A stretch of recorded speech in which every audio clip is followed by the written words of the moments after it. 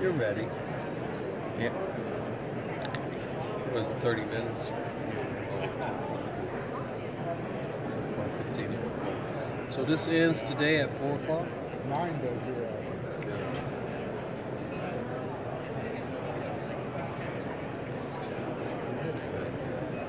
Good afternoon, everyone. Good afternoon. Thank you very much for showing up here. Hey. This is a little different situation where I had to kind of look to see what slide I'm on, since there is nothing in the front. So if I keep looking at the back. My name is Sandy Prakash Bide. You can call me Sandy or Sandy, kind of the Americanized version. But today I want to talk about digital transformation and application of IoT to healthcare. I have been in high tech for about 30 years and about the last 5 to 6 years in IoT. And I have developed actual hardware and software and systems all the way from sensors all the way up to service orchestration layer and front end from clients all back to the cloud. And so healthcare is just one of the many verticals that I'm going to address. I have developed platforms in my life before. Prior to starting my consulting company, which is focused now on Internet of Things, I was the director of innovation, and I also was doing a $2 million startup at Intel, primarily focusing on IoT platforms. So just to give you why I'm focusing on healthcare, I'll go a little bit into details. But healthcare management is definitely, as you know, and if you have kept up with healthcare bills that is coming through, it's a major issue worldwide. And the national expenditure is reaching to 17.8 as a share of our gross domestic product at 5.8. So of the many burdens that we have on our economic systems, the healthcare is a pretty major burden. And a lot of the records, a lot of the stuff, a lot of the measurements we do are still done analog. So one of the key things I'm wanting to talk about is how do we transform healthcare digitally and complementing with IoT. IoT is a wave that's coming into existence, and I wanted to address real key issues like healthcare. And as this digital transformation is occurring from analog to digital world, we can build a wide range of applications on top of these IoT platforms. The IoT platforms can come in terms of IoT, in terms of medical devices, or you can have IoT devices that could be doing a range of medical functions. And the real recipient of these innovations is going to be everybody who is involved in the healthcare business, be it patients, nurses, doctors, staffs, and eventually when you have, for example, older people or a sick child at home, you want to be taking care of them either if they're in the hospital or in their home.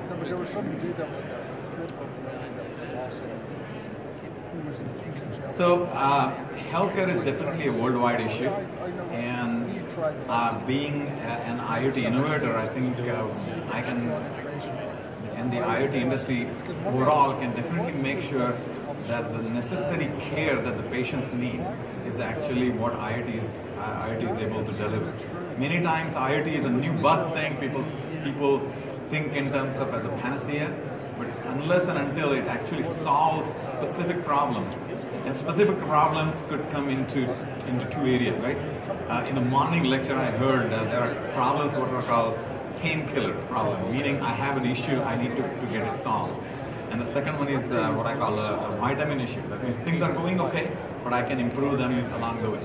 So there are a number of things that if we can make and help the nurses and doctors and staff actually be able to deal with patients and work with patients, that's what IoT would like to also complement in terms of medical devices.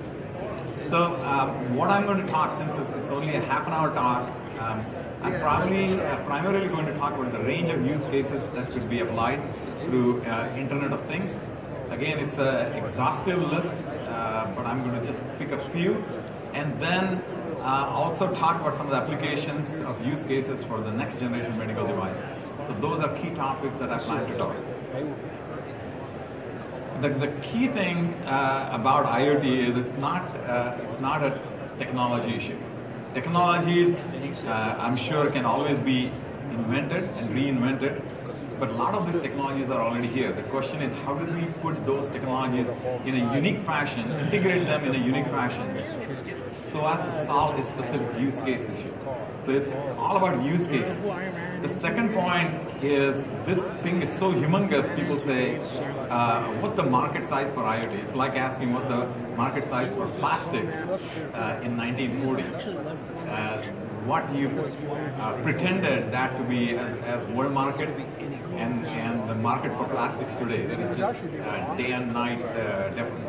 And the last one, this is really a chance while we are building IoT technologies, and as a lot of shrinking is happening in terms of device sizes, the types of technologies that are going into medical devices, IoT can really help solve those problems. And when you have an IoT platform, you can have multiple applications that could be running on IoT platform. For example, you might be at home, and you might be using simple devices to see whether you are taking enough movement around the home.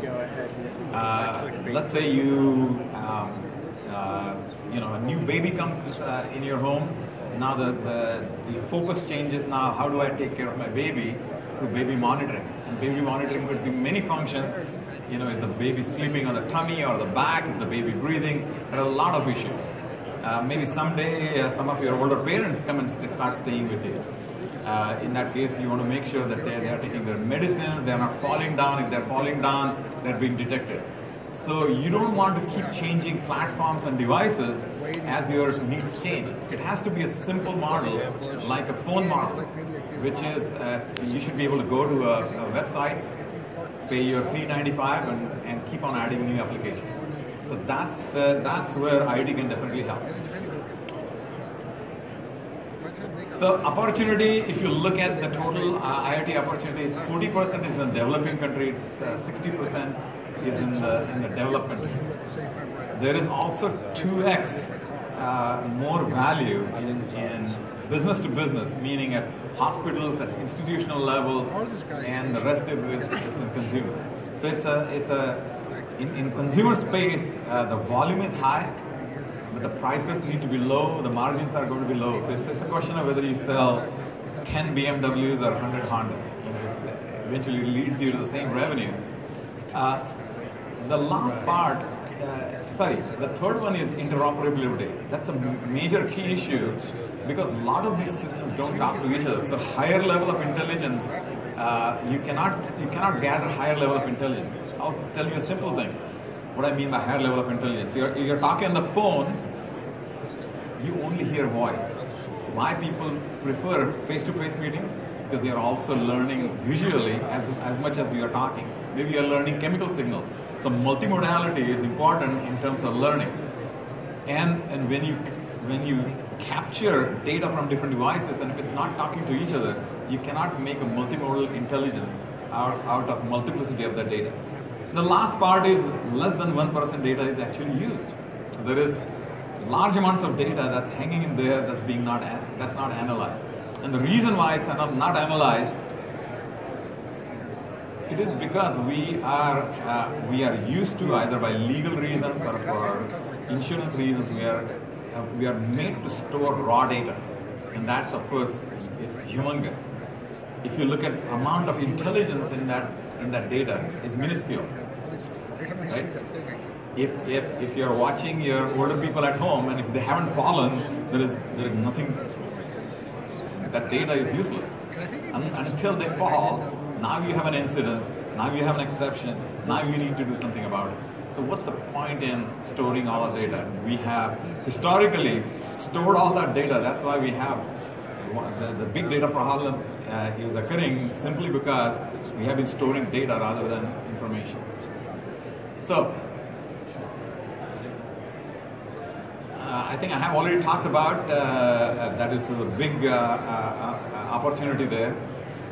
There are many large opportunities in homes and offices and buildings and retails and what have you.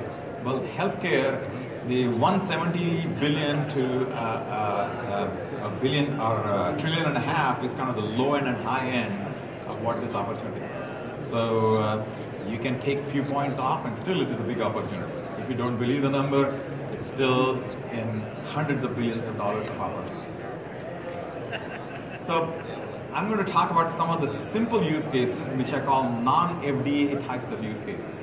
So these are related to improving wellness in terms of monitoring and managing illnesses, remote diagnostics and assistance, because we don't have enough doctors and nurses to be able to cater everyone coming to a hospital to get checked. So we have to have a mechanism. I don't know if you guys have heard about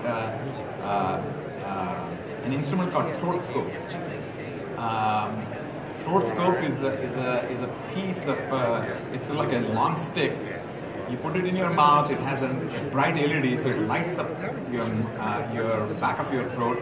There's a little camera that takes a picture, sends it to the doctor. And the doctor looks at it, or you might have an AI engine that looks at it and says whether that patient needs to come in. So for every small thing, you don't have to necessarily go to a doctor. It could be hospital or memory care patient monitoring. Sometimes patients just walk off from memory care facility. You want them to be managed. Sometimes visiting hours, you might have 7 p.m. to 8 p.m. visiting hours, and people stay from before, after. Many times it might be just a couple of people at a time, and maybe sometimes 8 or 10 people show up in patients' rooms. Critical signs. If you want to, if an old person at home falls down, you probably have heard about the 911 buttons that you wear. But how many older people have you actually talked to? They hate it because it's a technology around their neck. They go and take a shower and they forget, and when you need it, it's not there. So you want ubiquitous type of technology around in the homes, in the hospitals, where from anywhere you should be able to call 911. Without, if you're not even able to get up, and if you can't even shout, then you should still be able to find a way for the patient or emergency care to be able to get in touch with you.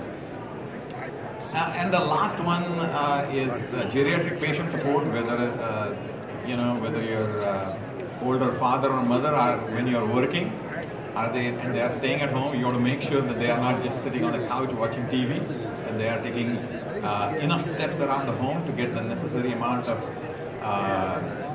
exercise, that they are taking their pills, all of those things, right? So these are some of the cases that I'm going to go through. So first one is really about managing inpatient care, which is monitoring patient's health and status. You also want to identify patients' health conditions, and then once it's detected, then on an ongoing basis to be able to understand their health in real time, but not necessarily get all the data, because the data is again useless if they are within the upper and lower control limit. If whatever upper and lower control limit you set, as long as the readings are there, there's nothing to report. And do that, and be able to do that when they are in the hospital, at home, or wherever they are. So this is a clear use case. The second thing that I mentioned a little more in detail about managing visitors and